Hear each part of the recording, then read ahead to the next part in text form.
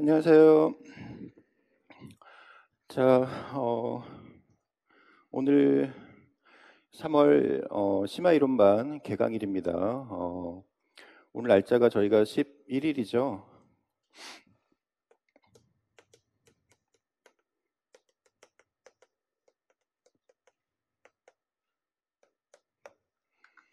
자, 이제 그 이번 달부터 심화 이론 강의가 시작이 되고요. 그리고 이제 토요일 날은 이제 기본 첨삭 문제풀이가 이제 시작이 됩니다. 어, 저희가 이제 3, 4월 심화 이론은 지금 이제 표현능 교재를 다들 신간을 받으셨을 텐데요. 제가 보시면 아시겠지만 1, 2월 달에 이제 기본 이론 내용을 배운 것을 토대로 해서 이제 심층 이론으로 접근을 할 거예요. 제가 3, 4월 달에 대한 수업을 하기 전에 이제 간단하게 지금 이 정도 시점에서 여러분들이 이제 강의를 지금 자기 현재 진단을 한번 해보시고 어느 정도 수준에서 이제 진행이 되는지를 한 번은 이제 점검을 해야 됩니다. 그래서 제가 아마 1, 2월 달 처음 시작할 때 여러분들에게 말씀드렸던 것 중에 요걸 아마 설명드렸던 거 기억나실 거예요. 그죠? 네. 1, 2월 달에 가장 첫 단계에서 시작을 할 때 여러분들 머릿속에 이제 미술이라는 전반적인 임용 미술에 대한 그 범위가 뭉뚱그려서 이제 미술 이렇게 해서 가장 기초적인 지식도 없을 때라고 치면 사실 이제 이게 1, 2월이 지나면서는 어느 정도 그래도 미술이라는 범위에서 내가 공부를 해야 될 게 어떤 것들이라는 것은 대충 감은 잡으실 겁니다. 그리고 이제 개별적인 차이는 있습니다만 3, 4월에는 최소한 요 정도가 최소한의 선에서는 이제 정리가 돼야 되고요. 제가 여기 이제 상징적으로 눈금을 그려놓은 건데 실제로 제가 여러분들에게 요 3, 4월 이론 수업이 다 끝났을 때 여러분들에게 제가 원하는 거는 사실 굉장히 무수한 눈금들이에요. 왜냐하면 제가 이번 신강 교재를 그렇게 만들어서 이제 진행을 할 거기 때문입니다. 그러니까 무슨 얘기냐면 최소한 밭전자의 눈금보다는 그래도 어, 곡자에 가까운 좀 더 이제 파편화되고 세분화된 내용이겠지만 실질적으로 4월 달이 끝나고 못해도 여러분들이 6월 상반기가 마칠 때까지는 여러분들 머릿속에 미술이라는 게 이렇게 할 게 내가 세분화되어 있구나라는 것을 꼭 확인을 해야 되는데 개별 능력에 따라서는 저는 요 단계를 4월 달이 마쳤을 때 얻기를 바라고요. 물론 상당히 힘들 겁니다. 왜냐하면 저는 이제 진도를 여기에 맞게끔 가겠지만 아시겠지만 지금 표현론 교재만 해도 이미 지금 우리 기본 이론서 두께를 훨씬 넘어섰죠. 이렇게 이제 네 권이 앞으로 세 권이 더 나갈 텐데 어, 제가 기본 이론 편에서 설명했던 내용들이 다시 추가 설명이 되는 건 맞는데 그때 제가 요거는 기초입니다라고 얘기했던 가장 기본적인 내용들에 대해서 상세히 설명드렸던 부분을 요번에는 이제 기본 편에 설명한 부분은 여기는 빨리 넘어갑니다 하고 휙 넘어갈 거예요. 왜냐하면 그 부분을 다시 그때하고 똑같은 상세함으로 설명하기에는 저희가 이게 일주일에 2번 강의하는데 2달에도 그럼 진도가 안 끝납니다. 그리고 제가 재작년 계속 해보니까 저희가 일주일에 2번 강의를 해서 풀타임으로 해도 2달이 맞췄을 때 총 8주죠. 8주에 다 끝나지 못했고 제가 그때 보강을 한 2주 정도를 더 했던 것 같아요. 그래서 이거는 제가 이제 어쨌든 올해는 좀 조절을 해서 너무 여러분들이 이제 지식에 대해서 너무 지나치게 지치지 않도록은 제가 조절해 드릴 텐데 어쨌든 최소 요 정도에서 목표를 이제 내가 심층 정리를 끝내면 올해 시험에 나왔던 그런 아주 지역적인 내용들도 이게 왜 이렇게 해서 이렇게 나온 거구나. 그리고 이게 내용이 어떤 거구나라는 것을 여러분들 머릿속에 있는 각 그 모는 좌표 찍듯이 얘는 여기쯤에서 나온 문제구나라는 것을 이해를 하게끔 하는 게 제 목표입니다. 그래서 다소 그 할 내용이 많다 하더라도 잘 저하고 진도를 맞춰서 잘 그 해 나가시면 충분히 될 거다라고 생각을 하고요. 그래서 어쨌든 저희가 상반기 때까지는 내용 정리를 다 마치고 여기에 이제 추가되는 내용들이 이제 교과서 지식들하고 이제 필독서 지식들입니다. 요 부분들을 제가 교재에 이미 실어놓은 거는 이제 교재 내용으로 정리를 하실 거고, 나머지 또 추가되는 부분은 이제 늦어도 8월까지는 요 내용들이 전부 다 이제 추가가 되면 여러분들이 모의고사 보기에 앞서서 이제 이 모든 지식에 대한 임용 시험에 나오는 범위에 대한 모든 것은 다 이제 정리가 되는 것이다라고 보시면 될 것 같습니다. 그래서 지금 여기 교재 앞부분에 이제 그 목차가 나와 있을 텐데요. 저희가 표현 파트부터 진행이 돼서 진도는 저희 1, 2월 달에 했던 기본 이론 진도하고 똑같습니다. 따라서 표현론, 서양미술사, 동양미술사, 그리고 교과교육론 및 미학으로 진행이 될 텐데요. 지금 아시다시피 최근에 이제 어떤 이 코로나 사태로 인해서 굉장히 좀 여러 군데에서 지연이 많이 좀 되고 있습니다. 저희 출판사 쪽에도 인쇄 문제가 좀 있어서 약간 지연이 되고 있는 상황이라서 이게 진도에는 늦지 않도록 잘 맞춰서 이제 교재가 나올 테니까 그렇게 하시고요. 알겠죠? 네. 어쨌든 심화 이론 정리를 이렇게 저하고 접근을 하실 거고, 저희가 이제 토요일 날 이번 주에 이제 또 문제풀이가 개강이 되는데 이 지식 쌓는 거하고 별개로 이제 이런 것들이 이제 문제로 만들어지는 그런 메커니즘에 대해서 공부를 하고, 이런 문제들이 이제 최근에 나온 그런 최소한의 몇 가지 유형 패턴을 분석을 해서 거기에 따라서 여러분들이 글쓰기를 할 때 어떻게 해야 되느냐 이런 것들을 저희가 3, 4월에 이제 기초 첨사 훈련부터 이제 할 겁니다. 그래서 그렇게 해서 3, 4월이 굉장히 중요하다. 알겠죠? 그래서 지금 우리 굉장히 좀 상황이 안 좋죠. 우리 직강으로 오신 분들, 우리 부산, 대구 실강으로 하시는 분들도 어쨌든 집에서 인강으로 들을 수 없는 분들도 있기 때문에 저는 이 혼자라도 강의를 해야 돼요. 그래서 지금 저희 다른 전체 전공 과목들도 인강으로만 이제 찍는 선생님들도 계시고 그런데 어쨌든 저는 문제풀이도 있고 하니까 여러분들이 나오시는 분들은 나와서 저하고 수업을 할 거고요. 우리 보통 얘기하는 이제 사회적 거리두기 이런 것들 지켜가면서 여러분들도 이제 거기 맞게끔 어떤 날은 뭐 집에서 인강을 들을 수 있게끔 자유롭게 풀어놨으니까 그런 그 관련 내용들 숙지하시고 여건이 되는 한은 저는 계속 직강으로 촬영을 해야 되니까 여러분들 거기 맞춰서 따라오시면 되겠습니다. 우리 그 간단한 개요는 이 정도 하고요. 사실 저희가 지금 진도가 할 게 좀 많아요. 그렇기 때문에 수업을 조금 더 빨리 들어가도록 하겠습니다. 제가 작년에는 이 심화 이론 오프닝을 한 1시간 동안 했는데 올해는 그럴 시간이 없고 조금 더 이제 진도를 빨리 나가도록 하겠습니다.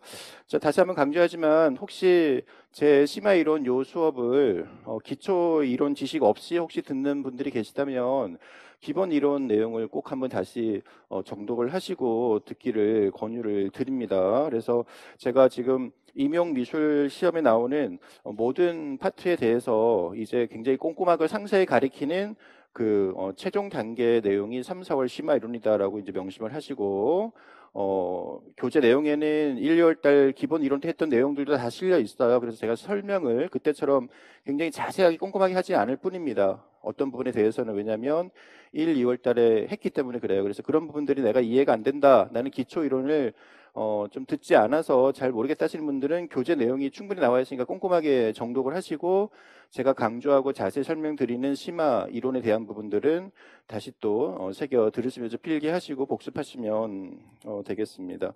자, 자, 우리 거기 앞에 보시면 다른 부분보다요. 그 12페이지 보시면 그동안에 나왔던 역대 주관식 단원별 기출문제 출제 분포도라고 되어 있는데 이게 저희 올해까지 시험 나온 부분들에 대해서 단원별로 테마별로 이렇게 문제들을 체크해 놓은 거예요. 요 흐름들을 여러분들 보시면서 그렇다면 이제 이번에는 즉 여러분들이 올해 시험 보는 2020년에는 어떤 쪽에 나올 가능성이 있을까 이런 것들 한번 가늠을 해보시라고 제가 일단 실어 놓은 거고 이거는 뭐 제가 따로 분석을 하고 그러지는 않습니다. 여러분 참고를 하시라는 얘기입니다. 자, 그 뒤에 이제 목차가 나와 있는데요. 우리 기본 이론편하고 다른 목차의 내용 중에는 큰 흐름은 똑같습니다만 마지막에 사진이 추가되어 있을 겁니다. 그리고 나머지는 이제 세부적인 내용들이 조금씩 이제 추가되고 변경된 부분들이 있어요. 그런 부분들을 위주로 꼼꼼하게 좀 다시 한번 정리를 하시면 되겠습니다. 자, 우리 그러면 회화 파트, 조형노수 원리 파트부터 바로 들어가도록 하겠습니다. 거기 회화의 목차를 보시면요. 자, 페이지로는 17페이지가 되겠죠. 회화 목차 파트를 보시면 조형 요소, 조형 원리, 소묘, 채색화, 동량화에서 수묵 채색화와 이제 판화까지를 크게 우리는 회화의 범주로 놓고 있죠. 자, 그 뒤에 넘겨보시면 자, 18페이지부터 19페이지까지는 저희가 기본 편에서 충분히 설명드렸던 바로 회화에서의 어떤 표현 양식 및 이런 제재, 대상에 따른 분류들입니다. 기본 이론편 때 제가 충분히 강조했었던 내용이고요. 18페이지 거기 1번에 표현 양식에 따른 분류에서 소위 얘기하는 이 그림의 회화의 양식은 어떤가라고 했을 때 요거는 단지 회화뿐만이 아니라 조각 혹은 모든 그런 그 표현에 대한 똑같은 적용이 가능한 양식입니다.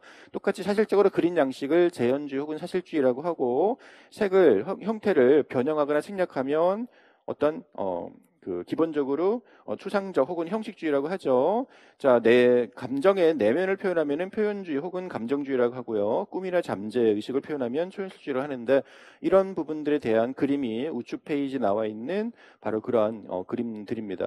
보시면서 교과서 도판들 및 어떤 그런 중요한 필독서 내용들에 대한 것을 정리한 거니까 보시면서 한번 정리하시는데요.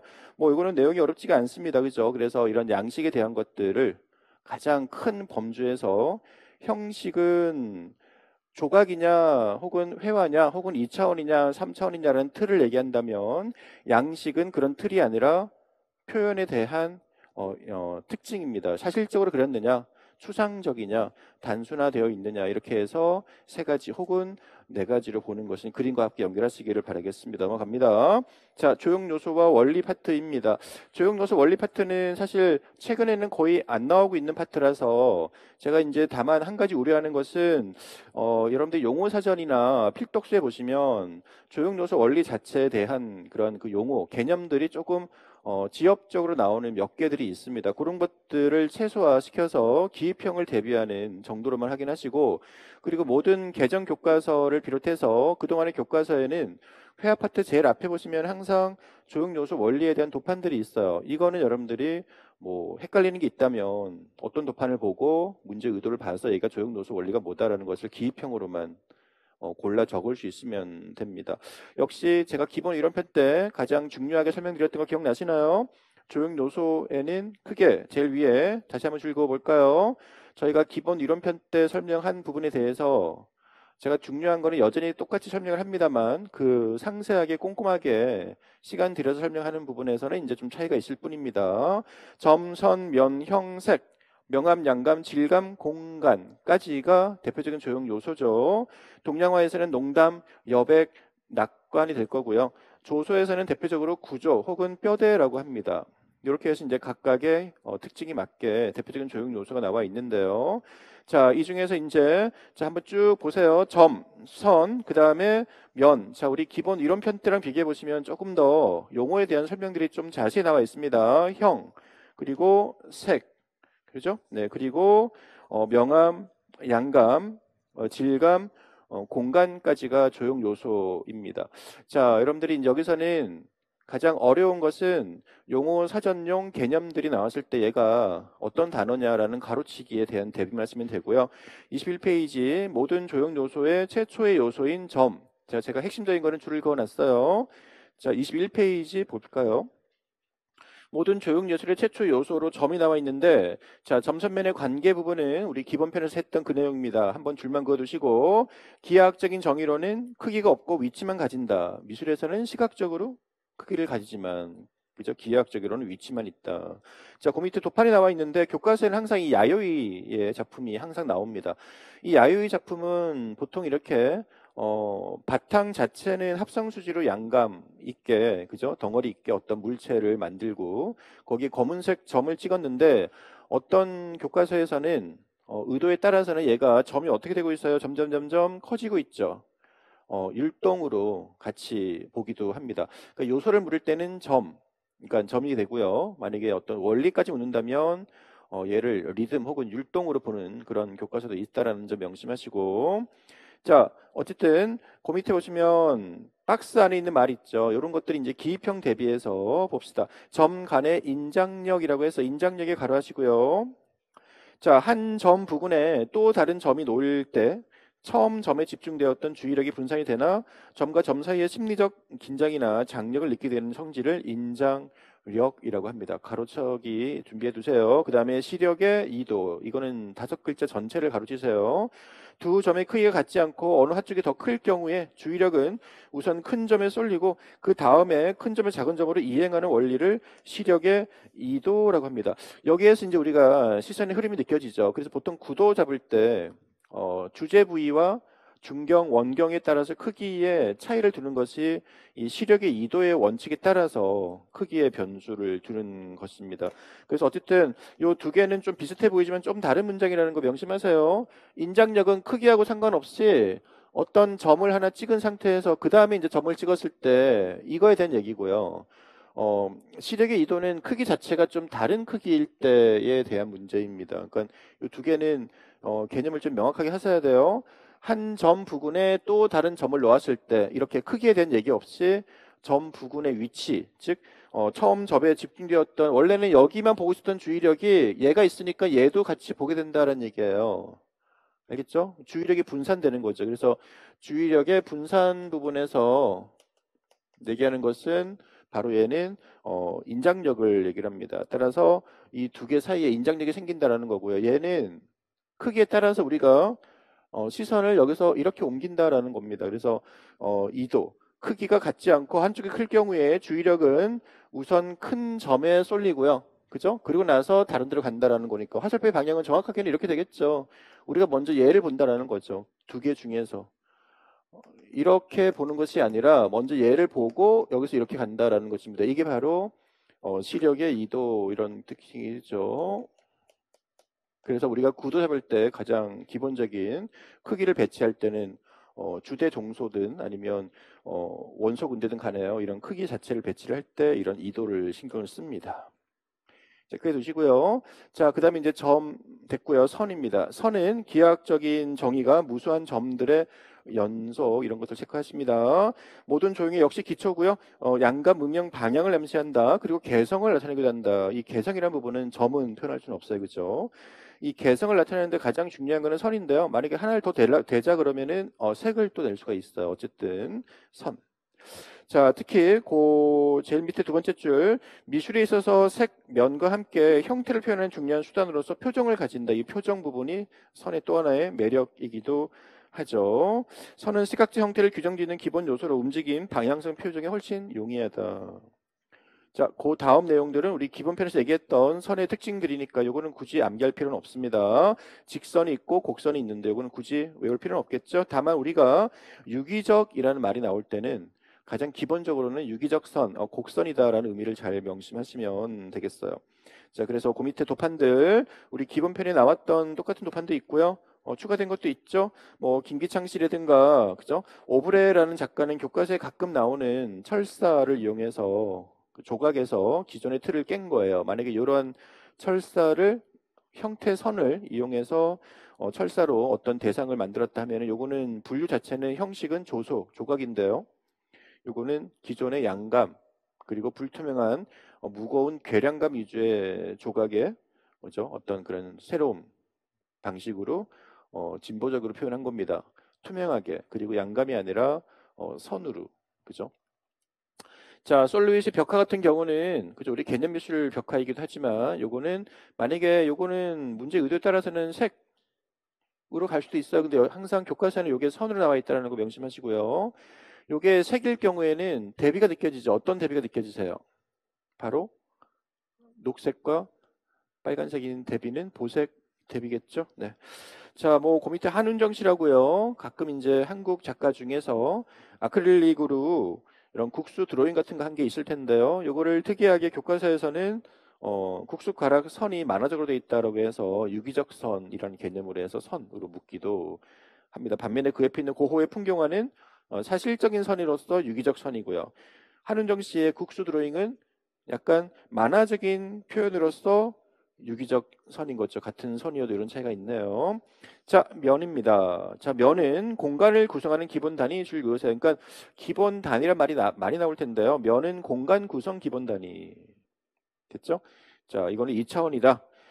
작품 내용을 수용하는 물질적 평면이다. 형을 만드는 요소 중 눈에 보이는 기본 형상과 윤곽, 특히 이거 윤곽이 중요합니다. 윤곽을 결정하는 기본 요소는 면이에요. 크게 세 가지가 있죠. 평면, 곡면, 허면. 자, 이 중에서 이제 뭐 평면에서 아실 거고요.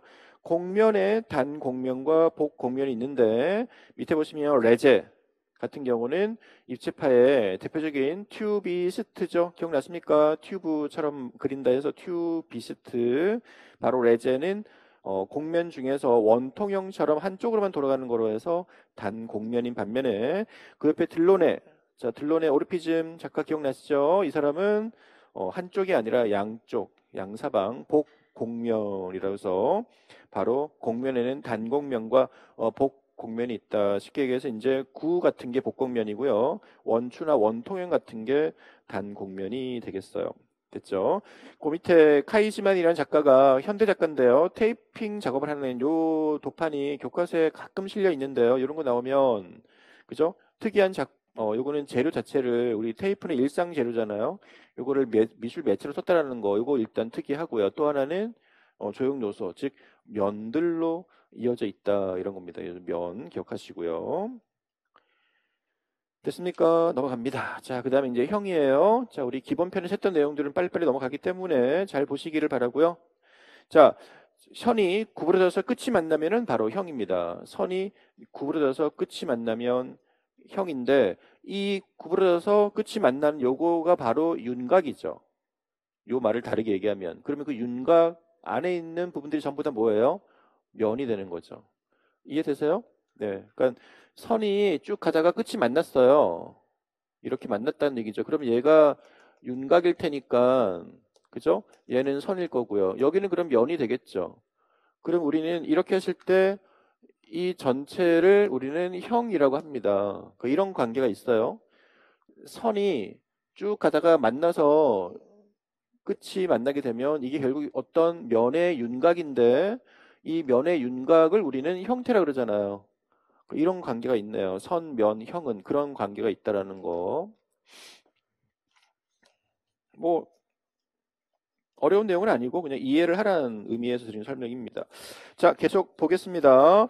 자, 이러한 형에는 제가 기본 편에서 가장 중요한 걸 설명드리는 거 외우라고 했었죠. 쉐이프하고 폼이 있다라는 거. 이거는 기본 편에서도 강조했지만 다시 한번 중요하기 때문에 쉐이프는 평면적인 형, 단순히 우리는 비춰진 모양, 일반적으로 꼴이라고 부르는 겁니다. 꼴. 여기에는 크게 유기적 형과 기하학적 형이 있다 해서 이런 유기적은 일반적으로 곡선 그리고 자연물의 복잡한 형태가 얽혀 있는 구조 이런 것들을 얘기를 합니다. 그래서 유기적형 전체의 개념 한번 체크하시고요. 반면에 기하학적형은 직선, 곡선이 이루어진 인공적인 형이다. 굉장히 질서가 있고 기능성을 강조하는 공산품이나 건축물이 많다. 따라서 우리가 이제 건축의 역사에서도 19세기 기능주의 이전까지는 유기적형이 대세였고요. 기능주의 이후부터는 바로 기하학적형이 대세였다. 이 기하학적형의 가장 이제 절정을 이룬 게 20세기의 국제주의의 박스주의가 되겠죠. 자, 반면에 폼은 그죠? 네, 입체적인 형입니다. 그죠? 따라서 면의 이동에 의해서 그죠? 입체적인 형인데 면의 이동에 의해서 이루어진다. 여기 면의 이동 줄 그으시고요. 이게 바로 폼입니다. 폼. 따라서 아까 쉐이프는 선의 변화로 만들어지는 거였죠. 선의 변화. 근데 폼은 면의 이동으로 따라서 만들어진다. 일정한 크기나 색, 질감을 가진다. 이 질감이라는 부분들, 그죠? 색이나 질감이라는 말이 아까 쉐이프에는 없었어요. 그죠? 분명히 용어가 다르네요. 자, 그리고 이제 현실적인 형과 관념적인 형이 나오는데 우리 미술사에서는 소위 얘기하는 현실적인 형이 리얼리즘, 사실주의고요. 관념적인 형이 소위 얘기하는 감정주의를 비롯해 표현주의, 뭐 초현실주의, 추상주의 전부 다 포함하는 모든 사실적인 거 아닌 모든 것들입니다. 됐죠? 그래서 이거는 그냥 개념 자체보다는 그 두 가지 종류가 있다라고 보시면 됩니다. 그래서 밑에 보시면 바우하우스 포스터라고요. 실크 스크린 찍은 거 있는데 이런 경우는 이제 전형적인 이 형에서 그죠? 얘는 이제 입체적인 형에 대해서 얘기를 하기 위해 제시한 도판으로 보시면 되겠죠.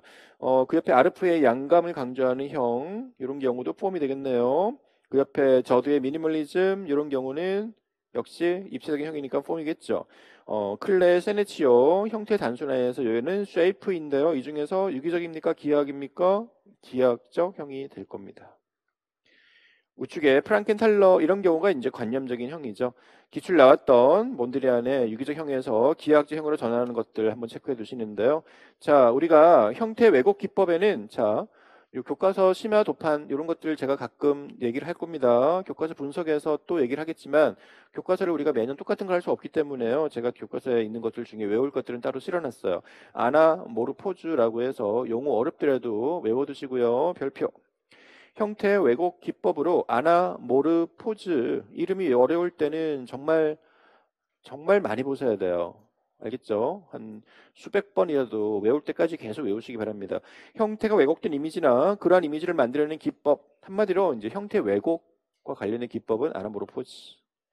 대상의 한쪽을 늘리거나 볼록 거울이나 혹은 오목 거울에 비춰서 얼굴이 약간 그저 늘어나거나 부풀려지는 그런 특이한 그런 기법들이죠. 15세기 원급법을 탐구하는 과정에서 발견되었고요. 16, 17세기에 즉 르네상스 중후반 이후부터 바로크 시대까지의 화가들이 왜곡된 상을 이용해서 자신의 어떤 강렬한 내면을 표현할 때 즐겨 사용을 했습니다. 우리는 이제 매너리즘 작가 중에 이렇게 볼록 거울에 비친 자신의 자화상을 그린 작가도 있고 그런 것들 나오면 아 기본적으로 아나모르포즈구나 라고 보시면 되겠어요. 이런 아나모르포즈를 활용한 게 메르카토르 도법 세계 지도라는 거 보시면 이건 하나의 예예요. 이런 세계 지도 되게 쓰이는 이런 메르카토르 도법이요. 공간 왜곡 현상을 그대로 드러내는데 즉 우리 지구가 둥글잖아요. 이거를 평면인 지도에다가 투사를 할 때 생기는 공간 왜곡이 결국 아나모르포즈에 관련된 내용이라고 보시면 되겠죠. 그 밑에 보시면 교과서 도판입니다. 종이에 잉크로 그린 것들인데요. 평면 이미지로 이렇게 곡선에 투사할 때 이렇게 형태 왜곡이 생긴다라고 해서 이런 거 나오면은 아나모르포즈라고 해서 적어야겠습니다. 자, 그리고 이제 색이죠. 저희가 기본 편에서는 색 그러면 가장 기본적인 거 바로 세 가지 종류를 외우라고 했었습니다. 고유의 색, 인상의 색, 창조의 색이었고요. 그리고 이 색에 대한 것은 여기서 추가해서 우리가 외울 것은 바로 27페이지에 현색계와 혼색계라는 내용에 대한 것을 추가로 외워두셔야 됩니다. 그 전에 왼쪽 페이지에 우리가 색 그러면 성질에서 차가운 따뜻함 이런 느낌이 받을 텐데 보통 한난 대비해서 나오는 얘기들이죠. 자, 왼쪽 26페이지에 색의 성질 특징에서 따뜻한 색의 난색 계열은 빨주노, 차가운 계열은 파란색, 청록색, 바다색, 남색, 초록색들인데요. 보통 난색이 진출색, 한색이 후퇴색이죠. 그래서 우리가 한난 대비는 따가운 색 계열과 따뜻한 색 계열과 차가운 색 계열이 같이 있을 때 따뜻한 색은 더 따뜻해 보이고 차가운 색은 더 차가워 보이는 겁니다. 한난 대비 성질이 그게 기본이에요. 자, 중성색을 줄 그으세요. 여러분들이 요거 놓치신 분 많은데 우리가 일반적으로 중간색이라 그래서 색 성질이 따뜻하지도 차갑지도 않은 색은 녹색, 연두, 보라 계열입니다. 혹은 무채색. 자, 연두, 녹색, 자주, 보라, 무채색 줄 그으시고요. 요게 중간이다. 성질이 없어요. 그럼 얘네들은 차분하다라고 보시면 되겠죠. 그래서 이런 것들 체크를 하시면서 자, 우리 여기서 추가해서 외울 것은 바로 현색계와 혼색계라는 용어 개념 좀 외워두실까요? 자, 현색계 줄 그으시고요. 색채를 나타내는 표색계가 현색계입니다. 거기 영어로 보시면 그죠? appearance라고 해서 출현하다 이런 뜻이잖아요. 인간이 인지할 수 있는 물체 색 한마디로 우리가 보는 물체 모든 색은 현색계예요. 그냥 일반적으로. 반면에 혼색계는요. 컬러 믹싱이라고 돼 있죠. 섞는다. 혼색, 믹싱. 색광을 나타내는 표색계입니다. 빛. 그러니까 우리가 일반적으로 보는 모든 대부분의 색깔들은 물체색이니까 다 현색계예요. 그러면 빛은 혼색계다 이렇게 외우면 되겠죠. 따라서 혼색계, 색광을 나타내는 표색계로 심리적, 물리적 빛의 혼색 실험에 기초를 둔 채색계를 얘기를 합니다. 얘는 빛의 파장, 반사 파장에 맞춰 색의 특성을 나타내는 방법이기 때문에요. 현대 측색학이라고 해서 이제 색깔을 연구하는 일종의 과학 부분이죠. 거기에서 중시하고 있고요. 일반적으로 CIE 표준 표색계 줄 그으세요. CIE 이 표준 표색계에서 가장 많이 쓰이는 게 혼색계고요. 반면에 현색계는 저 위에 기억. 인간의 물체색을 지각 표시하는데 색의 삼속성이 뭐였죠? 왼쪽 하단부 있네요. 색상, 명도, 채도. 우리 기본 편에서 너무나 강조했던 내용이죠. 3 속성에 따라 번호나 기호를 사용 정량적으로 표시한 것. 자, 여기까지 줄 그으시면 이게 현색계인데요. 우리는 이미 외운 게 있죠. 먼셀 표색계에서 주요 5색, 뭐 주요 10색 이런 거에 대해서 번호로 외우고 있잖아요. 기호로. 그렇게 나타낼 수 있는 것이고요. 자, 색표에 의해서 물체색의 표준을 정해서 여러 물체의 색들과 비교할 수 있게 번호나 기호를 붙여 표시하는 색채 체계를 전체적으로 우리는 현색계라고 하고, 대표적으로 먼셀과 오스트발트 두 가지가 대표적입니다. 이런 용어도 외워두셔야 돼요. 자, 그렇게 해서 우리는 요거를 추가로 외우시고, 그 밑에 있는 것은 기본 편부터 너무나 강조했던, 그리고 앞으로 여러분들이 미술사에서 표현 특징 적어라 할 때마다 항상 고유색이냐 인상색이냐 창조색이냐 혹은 주관색이냐를 적어대는 그 내용들로서 요거는 밑에 도판과 함께 다시 한번 정리해 두시고요. 올해 시험 나왔던 푸생의 알카디아의 목자 또 나와 있는데, 올해는 요거에 대한 주제, 상징 이런 거 물었잖아요. 그리고 이제 미술 교육론 측면을 물었는데, 이거야말로 전형적인 고유색입니다. 그죠? 여기서 보이는 구도는 철저하게 안정감 있는 구도로서 고전주의 법칙을 따르고 있죠. 인체에서 그죠? 어떤 그런 전설, 신화, 종교적인 영웅적인 내용을 다루고 있다라는 점, 인체의 비례, 형태, 해부학적 측면이 완벽하게 이런 비례와 질서를 추구하고 있다라는 점이 고전주의적입니다. 넘어갑니다. 고단 페이지 도판들 조금만 볼게요. 제일 위에 보시면 카사블랑카라고 해서요. 프랑스의 루스라는 작가가 가변 설치한 건데, 이런 것들은 좀 특이하기 때문에 교과서에서는 이제 조형 요소 색으로 나와 있습니다.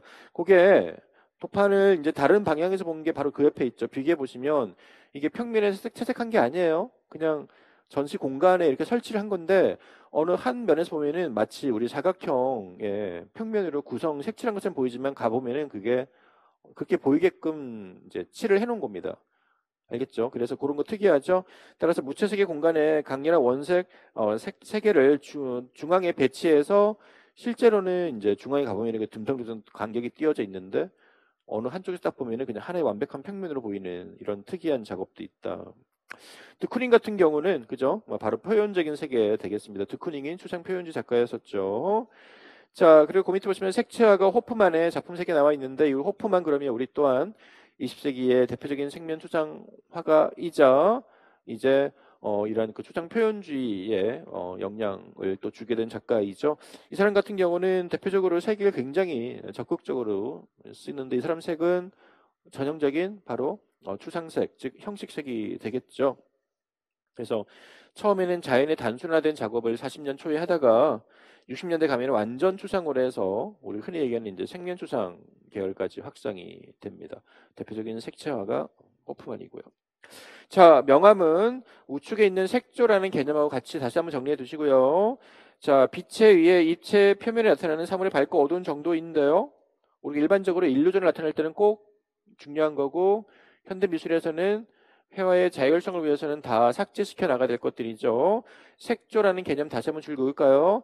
화면에 느껴지는 색의 진하기, 연하기, 빛의 밝기와 어둡기 등의 조화를 톤 혹은 색조라고 합니다. 이런 것들은 조금 헷갈릴 수가 있어요. 명암하고 색조하고는 좀 구분을 좀 해둬라. 자, 양감은 우리가 기본 편에서 배웠던 거 배웠죠? 매스와 볼륨이 있었습니다. 그죠? 그래서 매스 하면 덩어리로 번역되는 일반적인 것들 해서 빈 공간에 대립되는 실 공간이었죠. 반면에 볼륨이 우리 일반적으로 양감이라고 하는 어떤 그런 뚱뚱함 정도에 대한 일반적인 것이 볼륨이었어요. 그래서 촉각적이거나 질량적인 거, 대상의 실제감을 나타낼 때는 볼륨이지만, 어떤 개념적인 거 혹은 빈 공간에 대립되는 실 공간 혹은 어떤 통일된 집합, 뭐 바다라는 매스, 숲이라는 매스 이렇게 됩니다. 그거 그때 말씀드렸고요. 그리고 또 하나 중요한 거 바로 이 두 가지가 핵심입니다. 그리고 그 위에 다시 한번 체크하세요. 사물의 실제감을 위해서는 재질감과 양감이 필수적이다 해서, 실제감은 텍스처와 볼륨이지 매스가 아니다라는 거 다시 한번 주의를 하시기 바랍니다. 볼륨과 텍스처예요. 매스가 아니에요. 자, 그 다음 페이지 우리 아르프와 최만린 씨의 도판이 나올 텐데요. 자, 이 아르프가 교과서에는 항상 양감으로 잘 나옵니다. 근데 여러분들이 이제 아르프 하면 우리가 다다이스트 작가로서 한 가지 외울게요. 이 사람은 작품 제목이 자연물 제목이 많지만 실질적으로는 그 자연물 자체를 보고 단순화해서 표현한 작가가 아니라 제목과 상관없이 자기가 손 가는 대로 오토마티즘적으로 무작위로 형태를 그려놓고 그거를 조각으로 만들었더니 제목이 이거 구름 같더라. 그러면 이제 구름을 붙이는 거야. 나중에 붙이는 겁니다. 그렇게 이해하시면 어쨌든 이 사람은 양감에 항상 나오는 작가지만 우리가 이 작품에 대해서는 굉장히 곡선적이죠. 그죠? 선적인 부분이 있죠. 유기적인 선이죠. 그리고 기본적으로는 이 형태 자체가 오토마티즘의 형태다. 이런 것들도 구분해 두시면 좋을 것 같습니다. 그 옆에 최만린 씨는 우리 한국 근현대 조각가 중에서 항상 생명, 그죠? 이 태, 어떤 그런 그 태아가 태어날 때 그런 잉태된 모습의 근원의 형태를 구, 혹은 약간 이런 그런 태아 같은 모양의 단순화된 추상형으로 표현해서 항상 양감과 그죠? 이런 질감에 잘 나오는 작가예요. 왜냐면 항상 이렇게 금동, 청동으로 많이 작업을 하거든요. 자, 그리고 이제 질감이 있었습니다. 자, 질감은 여러분 기억나시죠? 마띠에르와 텍스처가 있었다라는 거에서 그때 우리 밑에 있는 4개 도판, 기본편에서 봤었던 도판인데요. 다음 페이지 추가해서 자, 마띠에르에서 반복하여 칠하고 긁은 작가로 김태호 씨라고요. 한국 모노크롬 아티스트입니다. 자, 우측 페이지에 김태호. 모노크롬 즉 단색 회화라고 적어두시고요. 자, 암말화라는 작가가 있는데 꿈꾸는 나무도 있는데 둘 다 공통적으로 물감을 두텁게 여러 번 발라서 마르면 긁고 또 칠하고 긁고 그죠? 이런 스타일은 우리 박수근 왼쪽에 있는 박수근 씨가 유체 작업하면서 하는 방법이긴 하죠. 그죠? 이렇게 해서 항상 이런 것들은 자신만의 개성적인 측면에 마띠에르가 특징이 드러난 것이다라고 기억하시고요. 됐죠? 반면에 그 옆에 이 콩고 문명 조각입니다. 요 앵콘디란 작가가 교과서에 그냥 실려 있길래 한번 참고하시라고 넣어둔 게요. 요 작가는 중요하진 않지만 자신의 고국 민족인 콩고 문명의 원시 조각을 현대적으로 다시 재해석한 것인데 보면은 나무에다가 수많은 못들을 박아놓은 거예요. 그러다 보니까 재료 자체의 재질감이 굉장히 좀 독특하게 드러나죠. 따라서 이런 경우는 재질감이 될 거다라는 거죠. 됐죠? 네. 자, 그렇게 해서 이런 마띠엘 텍스처 혹은 촉각, 시각적 질감 한번 체크해 주시는데요. 요거 두 개 같은 경우는 다 촉각적 질감이네요. 즉 31페이지 제일 위에 있는 도판 3개는 질감 종류 중에 촉각이냐 시각이냐 물으면 얘네들은 전부 촉각에 해당됩니다. 왜냐면 만질 수 있는 성질적이기 때문에 그래요. 그죠? 따라서 여러분들이 그냥 시각적 질감은 눈으로 보기에 정말 사실적인 것만 기억하시면 돼요. 자, 공간은 우리 그때 했던 거랑 거의 비슷합니다. 공간 예수 개념에 한 번만 줄 그으시고요. 자, 스페셜 아트라고 해서 형태를 공간 속에 만든다는 개념에서 공간 예술인데요. 우리는 공간주의, 폰타나의 공간주의가 나올 때는 항상 이 공간 예술이라는 개념 한번 확인하시면서 운동 공간, 촉각 공간, 시각적 공간에서 우리 회화는 시각 공간 쪽에 들어가고요. 건축 같은 경우는 운동 공간에 들어간다는 개념만 확인하시면서 다음 페이지에 자, 거기 쿠사마 야요이의 설치라는 작업이 하나 더 있습니다. 물 위에 반딧불 설치되어 있는데요. 자, 이게 반딧불처럼 보이게끔 설치한 현대 미디어 아트예요. 야요이 작품인데요. 우리 앞에서 봤던 야요이 같은 경우는 합성수지. 예, 그죠. 채색하고 점 찍은 거잖아요. 요거는 이제 일종의 디지털 미디어 작품입니다. 빛과 어둠을 대비시켜서 거울을 통해서 공간이 확장되는 모습을 보여주고 있다 해서 공간으로 교과서에는 나오고 있어요. 그 옆에 독일의 광고인데요. 화장실에 설치한 5개의 광고인데요. 특이하죠. 이것도 어떻게 보면 이제 화장실 문을 딱 열면요. 꽃이 잎색으로 붙어 있다가 딱 펼쳐지는 모양입니다. 그래서 흑백의 약간 무채색의 입장에서 컬러풀한 꽃이 펼쳐지기 때문에 색이라는 조형 요소도 중요하지만 여기에서 의미하는 것은 꽃이 입체적으로 구조로 확 펼쳐지는 모습 때문에 공간에 대한 설명을 하고 있을 거예요. 그래서 조형 원리는 강조이자 대비이기도 하고요. 조형 요소는 공간이지만 얘는 경우에 따라서는 색, 그죠? 전반적으로 무채색인데 꽃이 컬러풀하죠. 네, 그러면 또 색이 될 수도 있겠지만 교과서에는 공간으로 나와 있습니다. 알겠습니까? 네, 이렇게 해서 우리 기본 이론편에서 했던 거 제외하고 조금 더 추가한 것들 외워봤습니다. 자, 조형 원리 역시 마찬가지예요. 자, 균형, 비례, 조화, 강조, 통화, 변화, 율동, 운동감 등등이 있을 텐데요. 자, 균형에는 크게 대칭과 비대칭이 있었다. 기억났습니까? 이 중에서 대칭이 흔히 얘기하는 네, 그 시메트리라고 하는 것이고요. 비대칭이 흔히 얘기하는 균형이라고 부르는 거죠. 그것만 체크하시면 됩니다. 기본 편에 설명한 거 넘어가시고요. 다음 페이지. 자, 비례 부분은 추가된 내용이 좀 있습니다. 자, 우리가 기본 편에서의 비례의 개념은 뭐였죠? 부분과 부분, 부분과 전체와의 수량적 비율에서 느껴지는 비였죠. 자, 요 부분 똑같은데 우리 종류를 좀 체크해야 될 것 같아요. 자, 1번 황금 분할비, 2번 금강 비례비, 3번 현수선 이런 것들 용어 한번 체크해 두시고요. 그 외에 루트 비례든가 이런 것들 나올 텐데요. 용어가 똑같은 것들은 공통적으로 묶어보셔야 됩니다. 자, 비례에 대한 설명 보세요. 자, 캐논이라고 돼 있는 부분에 박스 되어 있을 텐데요. 별표 치시고요. 캐논 혹은 카논 같은 말입니다. 자, 그 비트루비우스의 그죠? 다빈치의 인체 비례 도면이 있을 텐데요. 자, 이상적 인체 비례를 의미한다. 뭐가? 줄 그으세요. 이상적 인체의 비례. 캐논입니다. 여러분들 여기는 기입형으로 대비하세요. 자, 규준, 규범 등을 의미하는 그리스어 카논에서 유래했다. 어원도 외워두시고요. 조화를 가장 잘 이룬 인체 캐논으로는 우리가 흔히 팔등신을 예로 듭니다. 팔등신 가로하시고요. 시대나 나라에 따라서 여러 캐논이 있으며 기원전 5세기 그리스 과가 폴리클레이토스 기억나십니까? 우리 그리스의 가장 절정기에 대표적인 두 명의 작가가 있었죠. 그 중에 한 사람 폴리클레이토스, 그죠? 피디아스도 있었고요. 그죠? 네, 폴리크레이토스가 인체 비례를 연구해서 저서 캐논을 지었습니다. 폴리크레이토스의 캐논이죠. 자, 그렇게 해서 조각 도리포로스의 상으로 이 자신의 캐논비를 실현을 했다. 이후 로마의 비트루비우스를 거쳐서 자, 이 비트루비우스가 결국 오래 이 사람 관련해서 그죠? 이 로마의 폼페이 벽화에서 3기에 대한 거를 제시해 놓고 거기에서 이제 이 그로테스크 문제를 물은 그 사람입니다. 비트루비우스. 르네상스의 알베르티, 다빈치, 디러 등이 상세 연구한 개념이 바로 캐논이라고 적을 수 있으면 되겠어요.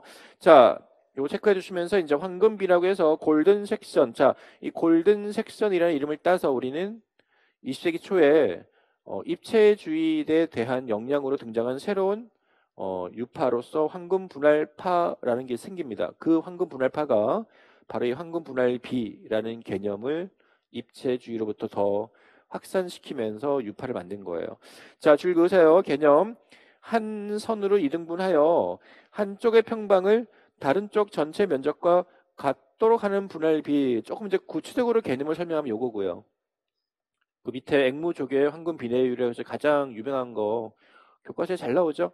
그 단면도 있잖아요. 그거 생각하시면서 보면 됩니다. 한 선을 이등분하여 한쪽의 평방을 다른 쪽 전체 면적과 같도록 하는 분할이라고 하는데 우리가 보통 이게 숫자로 치면은 1.618대 1 혹은 1대 0.618이 됩니다.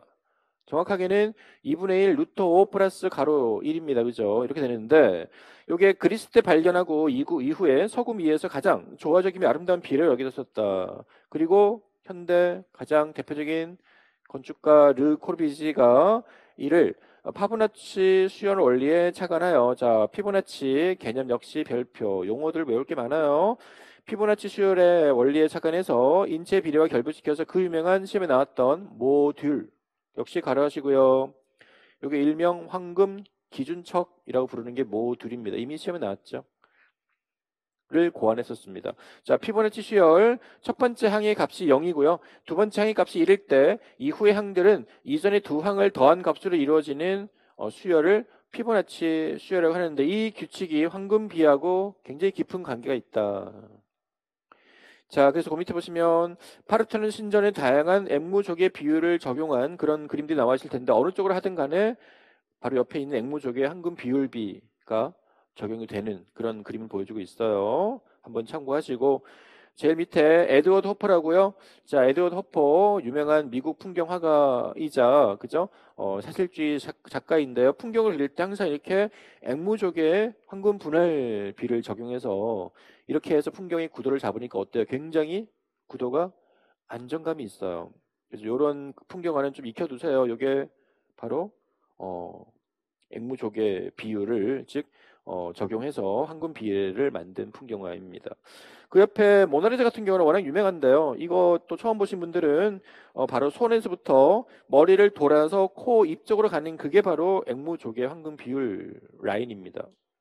우리나라에도 불상에서 있죠. 자, 이렇게 해서 이제 정확하게 좌대까지를 일로 보고요. 그 위에 보관까지, 즉 무릎에서 좌대 걸쳐 있는 그 라인에서부터 머리 위에까지가 그죠? 결국 이제 1.618이겠죠. 이해되십니까? 이런 것들은 좀 세세하게 좀 외워두시고요. 자, 반면에 이제 금강비라가 있습니다. 우리나라 전통 비율이라고만 이제 단순히 외우라고 했었는데요. 이제 좀 더 구체적으로 일명 닮을비라고 해요. 닮은비. 이게 소위 얘기하는 1대2예요. 근데 이게 정확하게는 1대2가 아니라 1대1.414입니다. 자, 줄 그으시고 아까 황금부위는 1대1.618이었죠. 얘는 1.414죠. 얘가 조금 작네요. 상대적으로 보자면. 그죠? 0.6과 0.4니까. 근데 도면을 보세요. 자, 그 도면을 외워두세요. 자, 이거 잘 보시면 루트 2가 나옵니다. 그래서 1대 루트 2, 전체적으로는 루트 2대 2. 크게 보면은 루트 2 두 개의 4가 됩니다. 이렇게 보는데요. 자, 개념줄 그으세요. 자, 위에서 두 번째 이 비율은 자기 동형사상 성질로 인해서 자신의 두 배는 다시 자기 자신이 되는 닮음 성질을 갖고 있다라고 해서 일명 닮음비라고 합니다. 말이 약간 어려운데요. 도면을 보면서 이해하시기 바랍니다. 자기 동형사상이다라고 해서 자신의 두 배는 다시 자기 자신이 된다. 이런 원리예요. 우리나라 석굴암이 여기에 적용돼 있다라고 합니다. 그래서 이제 우리가 보통 전통비해서 금강비라고 하는 거예요. 이런 도형의 닮은비는 종이 크기에 대한 국제 표준으로 사용이 되는데 바로 우리가 이제 보통 A4지, A3지 이런 식으로 해서 부르는 종이 크기 있죠? 자, 그 이유가 원본의 종이 재단 시 낭비가 없이 절단된 모든 면적 사용이 가능하기 때문이다. 여기까지 장점이 있네요. 줄 그으세요. 이 금강비례 즉 닮은비가 의외로 실용적으로 쓰이는 곳이 종이 재단에서의 크기들입니다. 그렇게 되면은 낭비가 없다. 자, 그래서 보통 이거랑 비슷한 말 중에 우리가 루트비라는 게 있죠. 그래서 사각형의 한 변을 1로 할 때 긴 변의 길이가 루트 2, 3, 4로 진행되는 무리수일 때를 루트비라고 하는데 금강비례를 루트비라고 똑같이 보지 마시고요. 개념 자체는 루트가 있기 때문에 비슷하긴 한데 확장될 때 얘는 루트 2, 3, 4로 가는 게 루트비입니다. 루트 3도 있고 루트 4도 있어요. 근데 우리가 알고 있는 일반적인 금강비례는 똑같지는 않습니다. 그러니까 루트가 적용되는 건 비슷하지만 그래서 요거는 개념상의 차이입니다. 그래서 루트비라는 개념, 금강비 혹은 닮은비라는 개념, 왼쪽에 있던 황금비, 피부나치 수열, 캐논 이런 용어들을 전부 다 여러분들이 각각 헷갈리지 않게 기입형으로 가로치기를 외워두셔야 된다.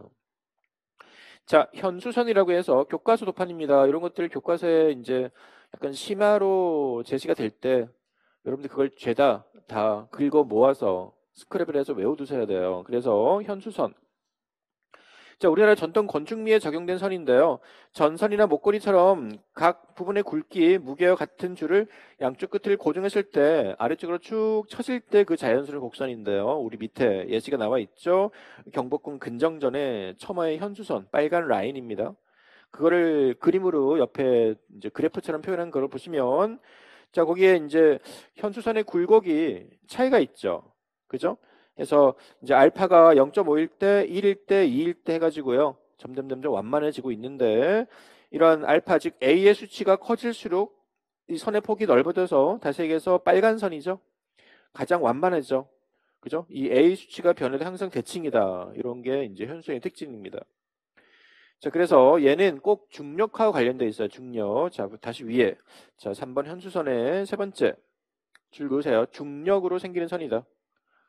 포물선과 비슷하지만 2차 곡선이 아니며 물리학과 기하학에서 밀도가 균일한 사슬 혹은 케이블 따위가 양쪽 부분만이 고정되어 그 자체의 무게만으로 드리워져 있을 때 나타나는 곡선이다. 이제 우리 실생활에서는 이렇게 적용할 수 있는데 어쨌든 우리 전통 건축에 나옵니다. 우리나라 전통 건축의 처마 기와에서는 아름답고 질서 있는 선을 적용할 수가 있다. 혹은 남대문의 정문의 아치형 출입구 있죠. 요거를 뒤집어 보면은 바로 그 현수선을 뒤집은 것이다. 스페인의 가우디 성당 건축의 곡선들도 이 원리를 적용하고 있는데 나중에 여러분들 기회 되시면 그저 가우디 성당 갔다 오시면 아시겠지만 성당 거기 이제 내부에 들어가서 지하 쪽으로 가면 이 현수선을 이용해서 그 건축을 만든 모형을 작게 축소한 그런 선들이 보일 거예요. 굉장히 정교하게 만들어놨는데 그게 바로 전부 다 현수선의 원리를 보여주고 있습니다. 자, 요 비례는 조금 암기할 게 좀 많아요. 잘 외워두시고 교과서에 있는 내용들을 전부 다 조합한 거니까 꼭 자기 거로 확인을 하시기를 바라겠습니다. 자, 다음 페이지 율동이에요. 율동에는 크게 점이와 반복이 있다. 우리 기본편 맞던 내용과 똑같습니다. 다시 한번 개념을 체크하시고요. 율동, 선, 색, 형, 질감 등의 요소를 일정 간격을 두고 여기서 중요한 거는 일정 간격이에요.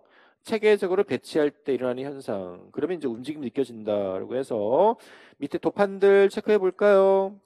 자, 뭐 내가 처음 본 도판이 있다면 확인하시고요.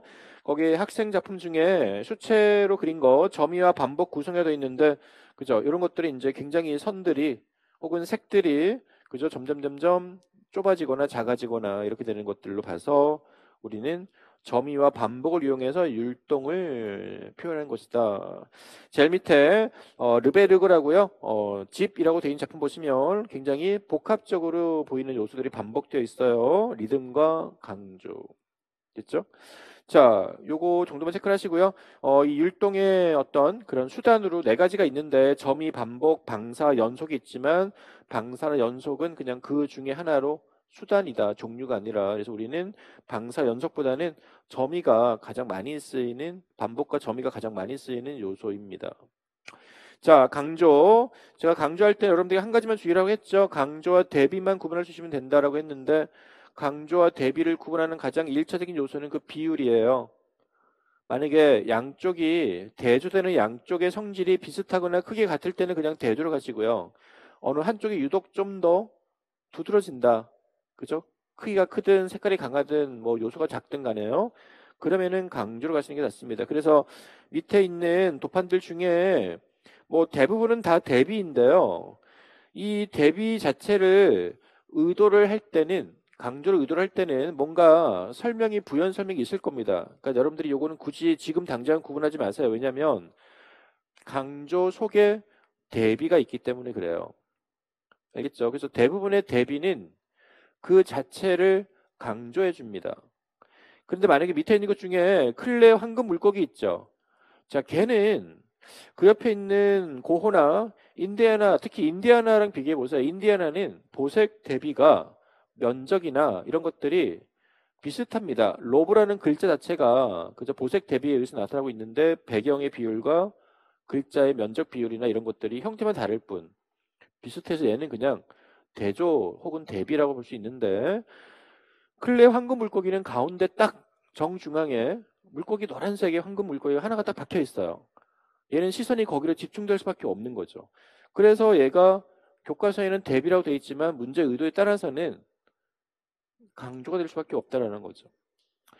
그 옆에 있는 카라바치오 명암 대비도요. 명암을 이용한 대비지만 얘는 이것 때문에 주제가 더욱 돋보이고 있죠. 왜냐하면 뭔가 이렇게 이 사람이 그죠? 살았나 정말 예수가 살아난 건가 하고 사람들이 지금 제자들이 궁금해서 호기심에 찔러보는 장면이거든요. 그러한 주제를 더욱 극적으로 살려주고 익히니까 얘도 대비지만 강조에 해당된다는 거죠. 그럼 이제 밤의 카페 같은 경우는 조금 애매해요. 얘는 카페 자체 노란 빛을 강조하긴 하지만 면적 자체가요. 나머지랑 그 노란 비율이랑 사실 크게 차이 나진 않는다. 그래서 이런 경우는 딱히 주제를 강조한다기보다는 그냥 대조에 가까운 그죠? 네, 강조다라고 보시면 되겠죠. 그래서 요 두 가지만 잘 구분하시면 됩니다. 다음 페이지. 그래서 이제 비교 대비에 나와 있는 것들은 대체로 다 여기는 비율이 비슷하거나 성질이 같기 때문에 대비에 들어간다.